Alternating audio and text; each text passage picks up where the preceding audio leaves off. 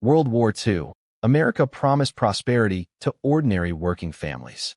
Millions of veterans returned home to opportunity waiting for them. The GI Bill opened doors to homeownership and higher education. A brand new house cost less than 3 times a worker's yearly salary. Factories boomed and hired millions at wages that supported families. A single income was enough to raise a family comfortably.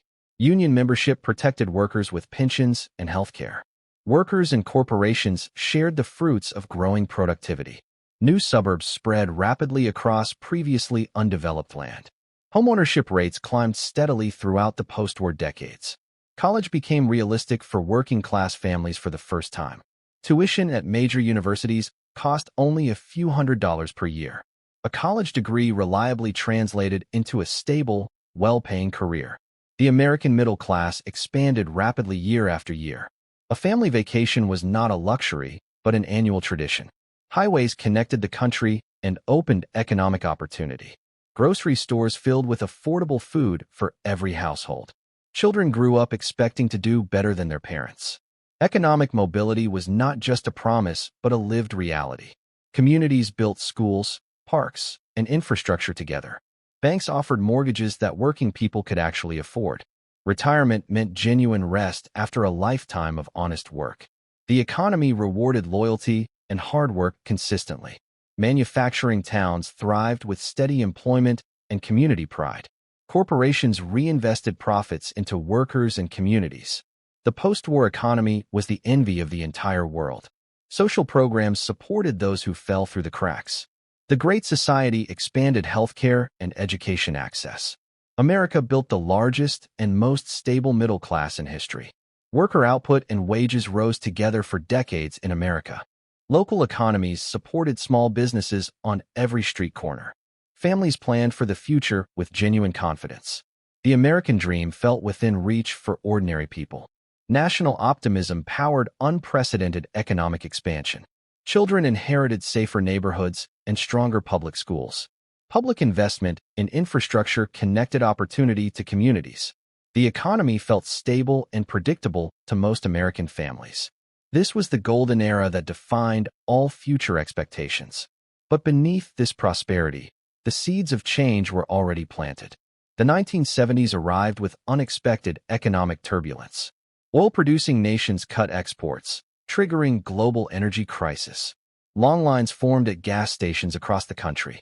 Prices at grocery stores climbed while wages struggled to follow. Inflation eroded the real purchasing power of ordinary paychecks. Stagflation created high inflation and high unemployment simultaneously. Manufacturing plants began closing as foreign competition grew. Workers who relied on factory jobs found themselves suddenly unemployed. The Rust Belt began its long and painful decline. Steel towns in Ohio and Pennsylvania felt the first deep wounds. Globalization began shifting jobs to cheaper labor markets abroad. Corporate profits began disconnecting from worker wage growth. Union power began declining under political and economic pressure. The PATCO strike of 1981 broke air traffic controllers. Firing striking workers sent a clear message to labor across the country. Union membership began a decades-long fall from its peak. Without unions, workers lost negotiating power over wages. Corporate raiders bought companies and cut workforces for profit. Leveraged buyouts left workers with fewer jobs and benefits. Wall Street celebrated deals that eliminated stable jobs. Trickle-down economics promised wealth would flow to everyone. Tax cuts favored the wealthy, while social programs were reduced. The wealth gap between rich and poor grew measurably wider. Meanwhile, manufacturing towns continued their quiet deterioration. Community institutions weakened as tax bases eroded. Public school funding declined in struggling communities. The savings and loan crisis wiped out billions in ordinary savings. Financial deregulation increased profits and risk simultaneously. Healthcare costs began rising faster than most people could manage. Americans began using credit cards to fill growing income gaps. Personal debt levels climbed gradually through the decade. Housing prices in desirable cities began rising noticeably. The American economy restructured around finance and services. Service jobs replaced manufacturing but paid significantly less. The era of job security and company loyalty began fading.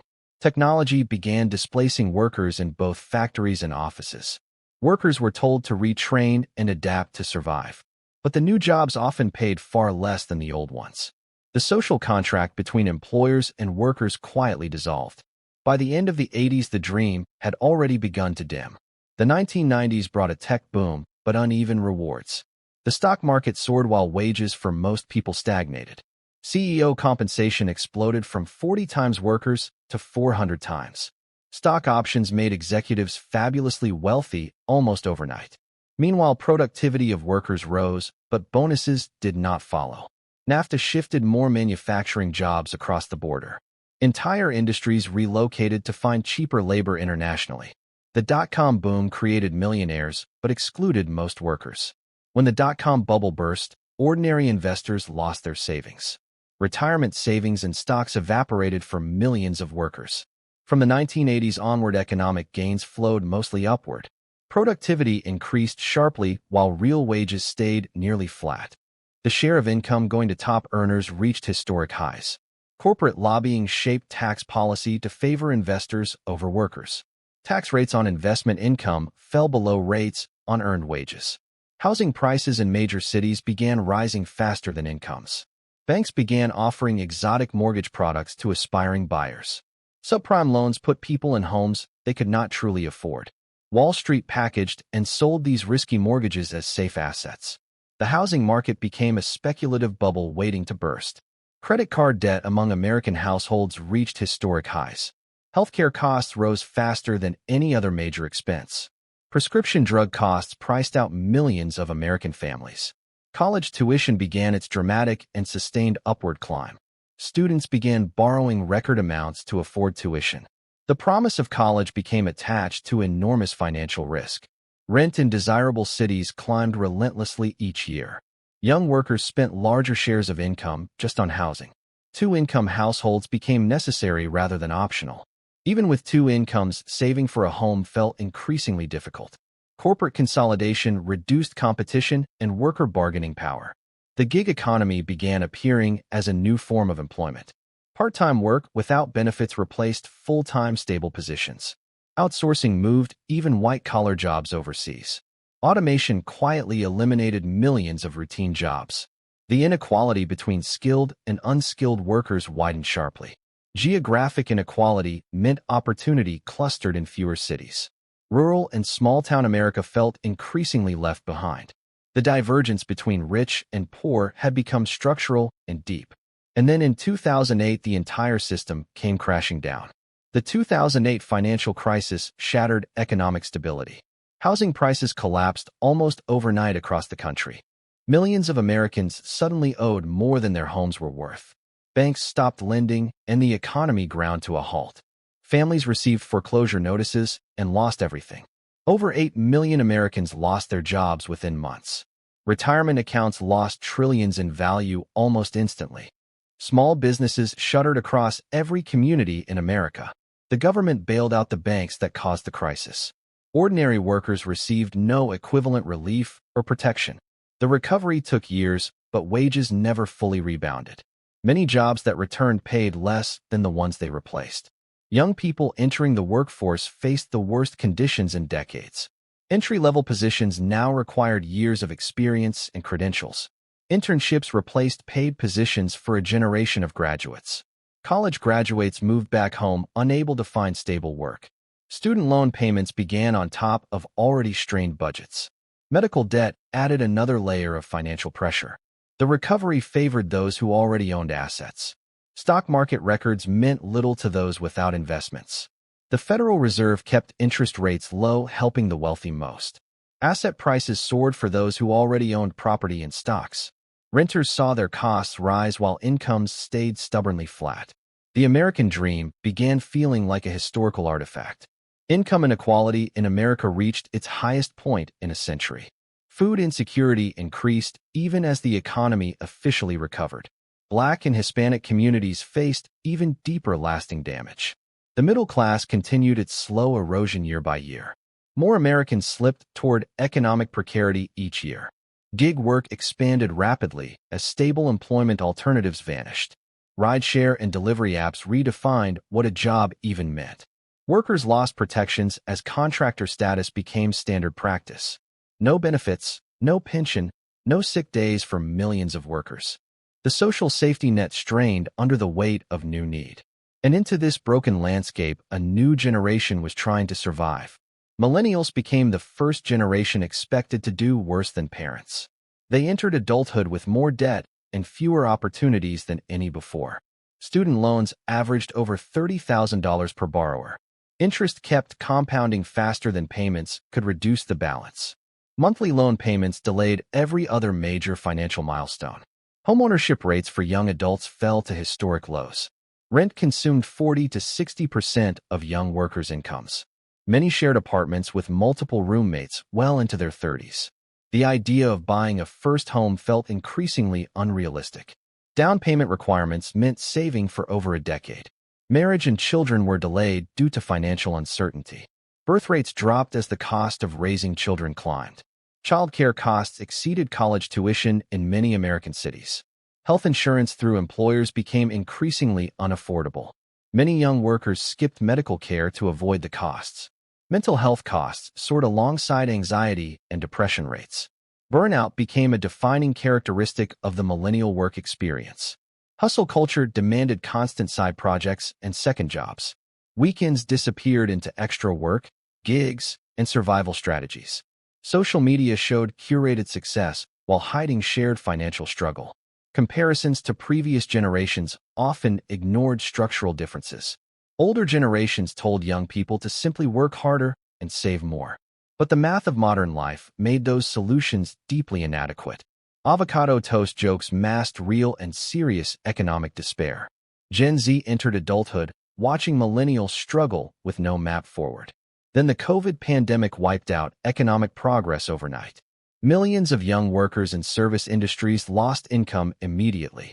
Remote work accelerated, but also accelerated housing price surges. People fleeing cities drove up prices in previously affordable towns.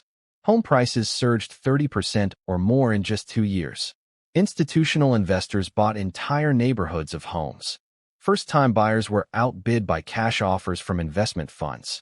The American rental market became one of pure survival. Inflation hit 40-year highs, sending everyday costs soaring. Interest rate hikes to fight inflation made mortgages even less accessible. Monthly mortgage payments doubled in many markets within 2 years. The dream of homeownership moved further away than ever before. Gen Z workers faced unique pressures that no prior generation had navigated. AI automation threatened even the white-collar jobs they trained for. By 2025, the gap felt wider than at any point since the Depression. In 2026, America turns 250 years old. It is a moment of celebration and honest national reflection. Younger generations wonder what exactly they are celebrating. The founding ideals of opportunity and equality feel distant to many. Homeownership in 2026 is the lowest in 60 years. Wages have not kept pace with costs in nearly half a century. Total student debt in America now exceeds $1.9 trillion. 1 in 4 millennials has zero retirement savings. Gig work and contract jobs now dominate entry-level hiring. Benefits like healthcare and paid leave remain out of reach for many. Multiple generations now share households out of economic necessity. Young people are working harder than any prior generation for less. Climate costs add new financial burdens previous generations never faced. Yet many young people quietly refuse to accept this as permanent. Community organizations are creating local solutions to national failures. Worker cooperatives offer an alternative to traditional employment. Political movements are demanding real economic reform. Some states and cities are experimenting with new affordable housing models. Student debt reform remains one of the most debated policy questions. Some choose to redefine the dream on entirely different terms. Connection, creativity, and meaning replace the old markers of success. The old dream of the post-war era may be gone, but something remains. A stubborn belief that things can and should be more fair. The American story has always been one of reinvention and resilience. The dream did not die quietly. It is waiting to be redefined. Don't forget to subscribe on your way out. See you next video.